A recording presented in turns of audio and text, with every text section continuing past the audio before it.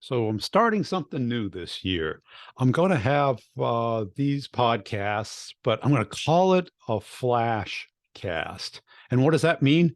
It simply means that it'll be up for a very short period of time. Why?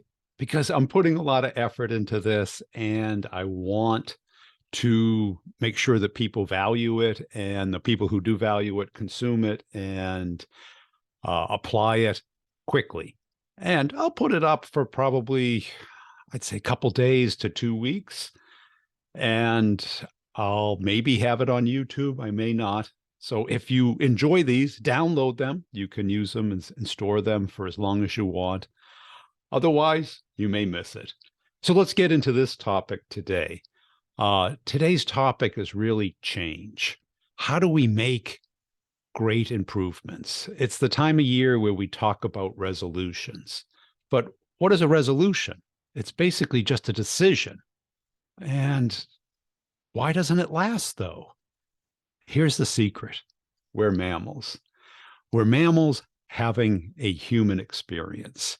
And how do mammals change? Is it by making a decision? We need more than that.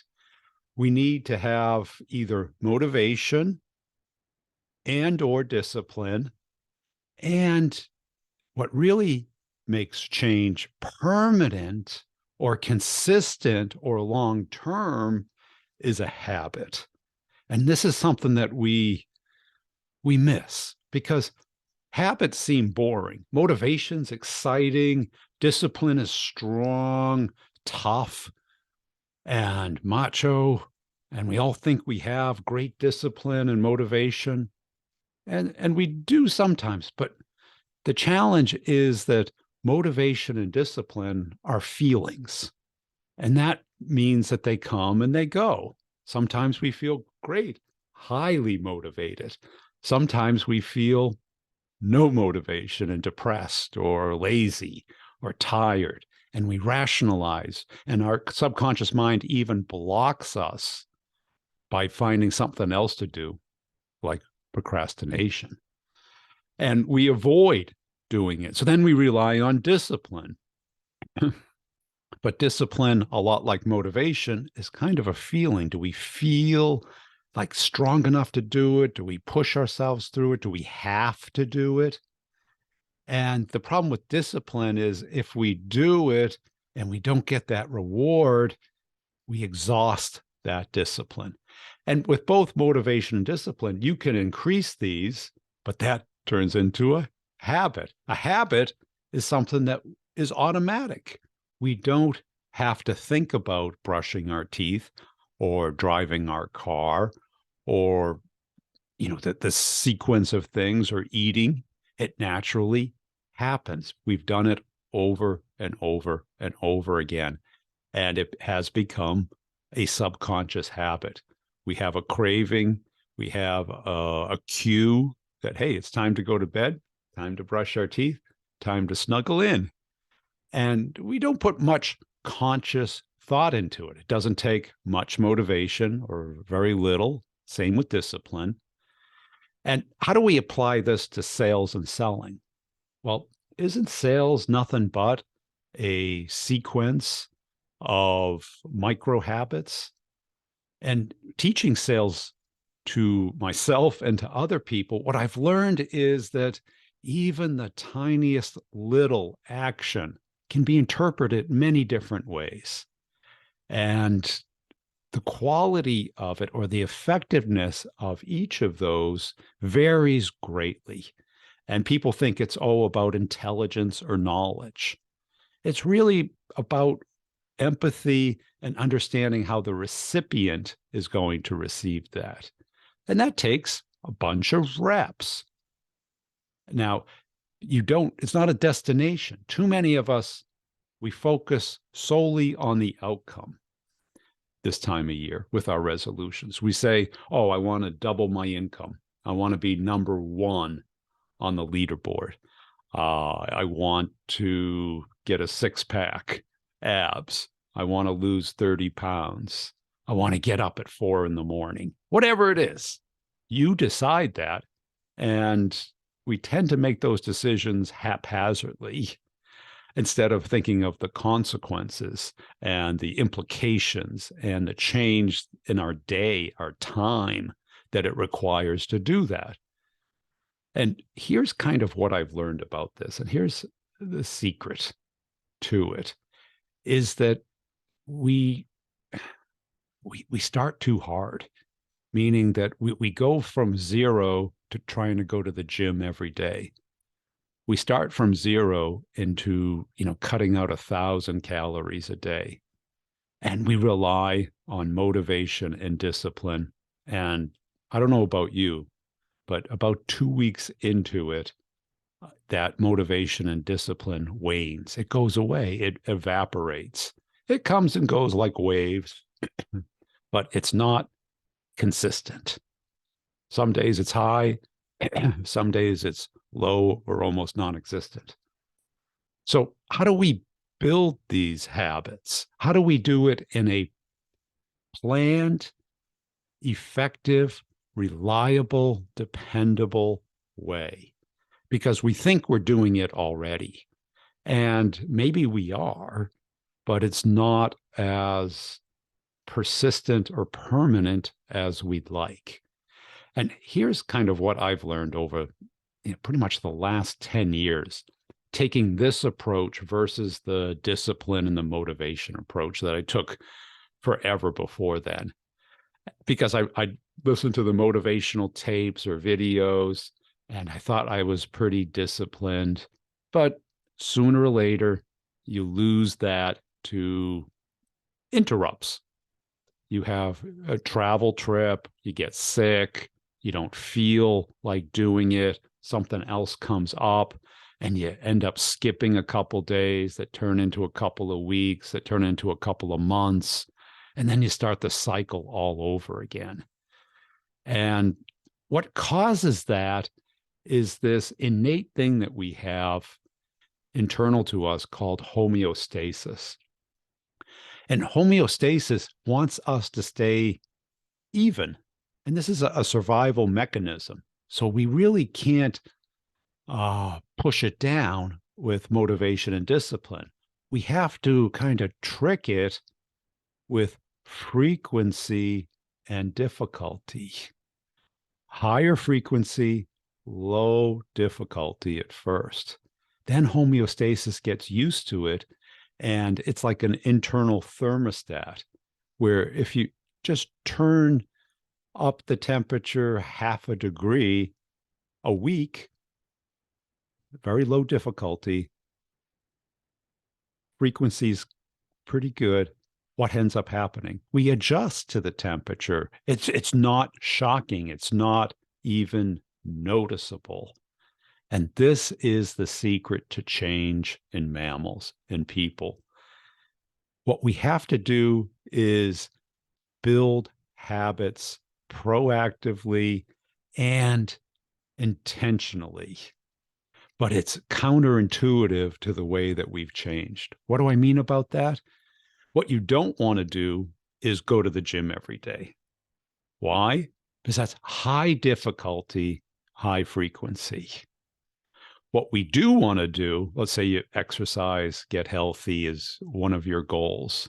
And you can apply this to prospecting or any skill change or activity change. Because saying the decision, I want to be healthier, is nice, but without any action to back it up, it's just a wish. So what do? What we have to do is a habit starts with a cue, some kind of craving or reminder to take action. It can be an alarm on your phone. It could be the time of day. It could be when you're doing something else that you automatically do while you're driving, brushing your teeth, eating, whatever it is. And then you have to take the action. And this is where we make the mistake. We take too much action because that action sets off that homeostasis. Because if it's a big action, homeostasis says, whoa, whoa, whoa, whoa, whoa, whoa, whoa. This isn't good for us. Too much change, too fast. Survival mechanism kicks in. brings us back.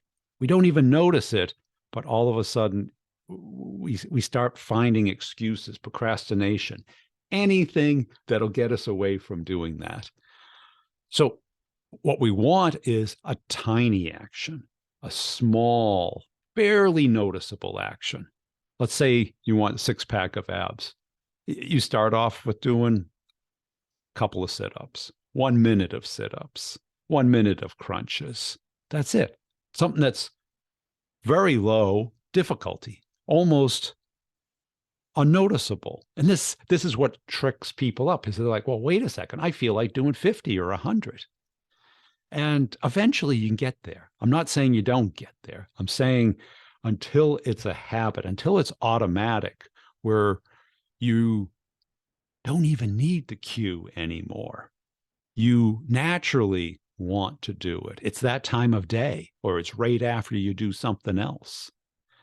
And then here comes the other part. You need some type of reward, some type of dopamine hit. And this can simply be keeping track of the habit, which you should, preferably on a physical piece of paper or checklist somewhere, because checking it off becomes a micro reward. And you can say, well, I'm not going to get very far doing just a minute of sit-ups. And you're right. But you're not going to get very far if you quit either. So the contrast is with the alternative. So they say the science here is a little vague and it varies on the difficulty in the person. But a simple habit takes about 2 weeks to start, meaning that after 2 weeks, you don't really need the cue anymore. You'll miss it if you don't do it. Here's the magic of it, because now you're in automatic land, meaning that you're automatically doing that 1 minute of sit-ups. And after 2 weeks, the cue isn't an interrupt. It's a natural part of your daily circadian rhythm, your daily activity. And this is the beauty, because you don't need much motivation and almost no discipline to get started. Now's the time where you can gradually increase the difficulty. Make it 2 minutes, 3 minutes. Now's the time where you can, if you feel like doing 50, maybe you want to do 2 sets of 25. You definitely do not want to get into the cramping burnout stage yet, because to make a habit permanent, as the habit becomes more difficult, they say takes 66 days, which is roughly 2 months. And that may seem like a long time, but you have to ask yourself, do I really want 6-pack abs, or do I want to do sit-ups for a couple of weeks and then give up? Because we know what happens with the resolutions. You do it for a couple of weeks, and then homeostasis kicks in, and all of a sudden you take a day off, take 2 days off, and all of a sudden you quit and you wait till bikini season to get back into shape. And then you start the pattern all over again. Have you noticed this? So we become habitually failing instead of habitually building. Because once you have this habit, and I even suggest making it about a generic thing like exercise, so that maybe doing sit-ups or a particular exercise every day is not either healthy or the most effective way. You need to alter it, where you do stretching one day. And this is just an analogy. You can put in whatever you want, where you do cold calling on Tuesday and Thursday, and then do LinkedIn or email stuff other days. But it's prospecting. So you have a habit of prospecting.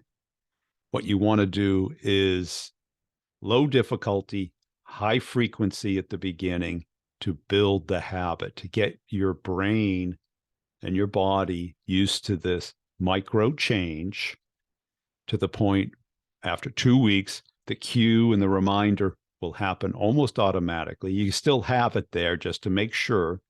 After 2 months, it's part of your identity. It's part of who you are and who you want to become. And it's harder to not do it than it is to do it. This is the beauty of it. Because you no longer need or rely on motivation and discipline, which is a feeling that wanes and is not consistent.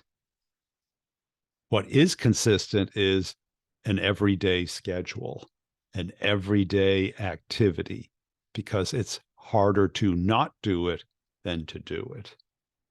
And I'm sure if you look at the habits that you have today, especially the bad habits are hard not to do. Why? Because bad habits feed right into how our brain works. Our brain has a craving, let's say for a cookie. We miss the cookie, the sugar high, the buzz, the satisfaction that cookie gives us. We eat the cookie, we get the sugar high, the reward, the eating's the action, and all of a sudden, the next day at the same time, we would like another cookie. But that's a bad habit. So a bad habit, what you want to do is reduce the frequency, have the cookie every other day or later in the day or half the cookie, increase the difficulty to get the cookie. Don't have the cookie in the house. You have to go to the store and get the cookie, hide the cookie, have to do some work before you get the cookie. And all of a sudden, the frequency and the difficulty can work to break that habit. Now, what do you get once you've got this? You can now stack habits on top of each other, having a prospecting habit, having a learning habit, having a health habit, where it starts with just doing it a minute a day. After 2 weeks, you start doing it 5 minutes a day. After 2 months, you're doing it a half hour a day. It becomes naturally integrated into your schedule. And it no longer takes that discipline or motivation. Now, people don't do this because it doesn't have that excitement. And we tend to focus too much on just the outcome. We want our income to double. We want the six-pack abs. We want healthy eating, sleeping, and to eliminate all those bad habits. But they take time. And that time and homeostasis mess us up each time. And this is the trap that we fall into. So think about this when you're looking at what habits do you want to achieve your goal, instead of just thinking about the outcome. I'm not against the outcome. I like the outcome. Write it down. If your outcome's to double your income, what are the habits, the daily habits that you will need to reach that outcome? List them and start not with the hardest, but the easiest that will have the most impact, whether it's prospecting or making deals bigger or learning new skills, whatever it is, list those and then start with high frequency every day, at least for the first 2 weeks, but low difficulty. After the first 2 weeks, slightly increase the difficulty for the next 2 months. And then you can dramatically increase the difficulty because it's now a burned in habit into your operating system. Try this, even if you don't believe me. This has been backed up with science. I've read 3 books on this. You're welcome to read those books: Mini Habits, Tiny Habits, and Atomic Habits. This is all the approach that people are recommending. because it does not rely on motivation and discipline, and it tricks homeostasis into not interrupting that habit. I'll give you an example of how I've done this in running.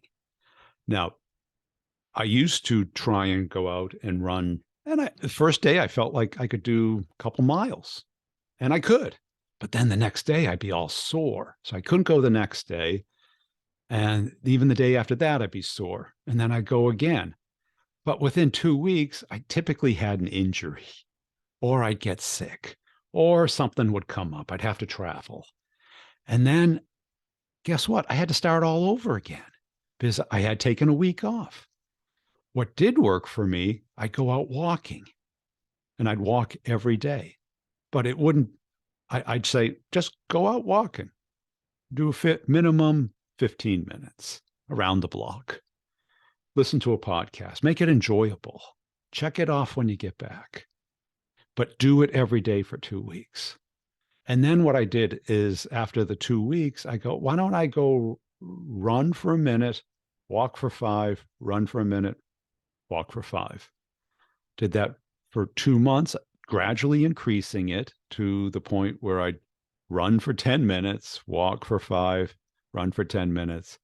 And then after the 2 months, it was all continuous running. And the crazy thing was, I enjoyed it.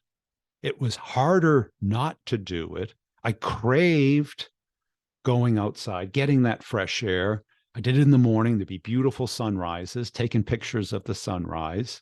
I could look at it on my phone before I got up as motivation to get going. And running became a natural habit for me, to the point where I can go and run 7 miles and enjoy it. There's hard parts, but it became part of my identity, my daily routine. And when I didn't do it, I missed it, because you did need to take days off. And on the days off, I would purposefully do, extra stretching, or do some rowing or walking, something at the same time of day to keep the habit fresh in my mind. Try this. You'll be surprised how crazy effective it is. It may seem boring, but that's the beauty. That's why it works, not why it doesn't work. You're tricking your brain into adjusting into the new person you want to be. Keep a lookout for these Flashcasts. I'll try and do one about once a week. If you love them, let me know, and I'll keep them up longer. But it's really just throwing out some great ideas that I've had with me and some of the people in the course. So I'll have different people on, but I hope it'll help you. We'll see you next time.